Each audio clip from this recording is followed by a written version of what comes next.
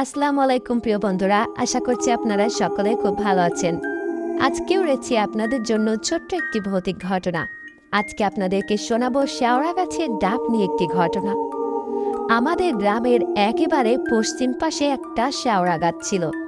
গ্রামের বয়স্করা বলতো গাছটা গ্রামের থেকেও পুরনো। ছোটবেলায় আমরা দেখেছি গাছের নিচে কেউ বসতো না, গরুও সেখানে বাধা হতো না। কারণ একটাই, রাত নামলে ওই গাছের নিচে ডাক শোনা যেত।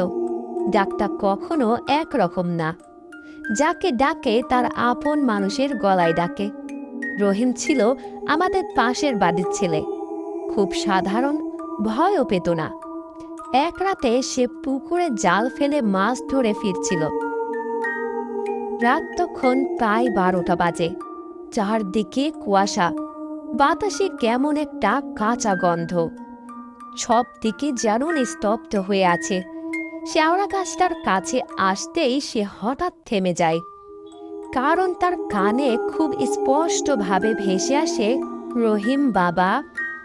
এই গলাটা সে চিনে ফেলেছিল, তার মা। রহিমের গা কাটা দিয়ে ওঠে, কারণ সে জানত এই সময় তার মা অসুস্থ অবস্থায় বাড়িতে শুয়ে আছে। রহিম জোরে বলে, মা, তুমি এখানে?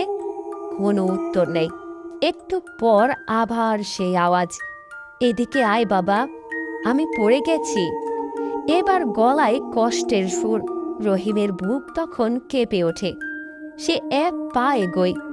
ঠিক তখনই তার মনে পড়ে যায়, গ্রামের মুরব্বীরা বলেছিল যে গাছের নিচে ডাকে, তার দিকে তাকাতে নেই। রহিম চোখ নামিয়ে কালেমা পড়তে শুরু করে। আওয়াজ তখন হঠাৎ বদলে যায়। মায়ের গলা আর থাকে না, ভারী ভাঙা একটা স্বর বলে, ভয় পাস না, একবার আয়। রহিম দৌড় দেয়। সে আর পেছনে তাকায়নি।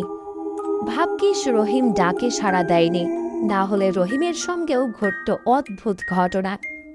তো বন্ধুরা, গল্পটি এখানেই শেষ হয়।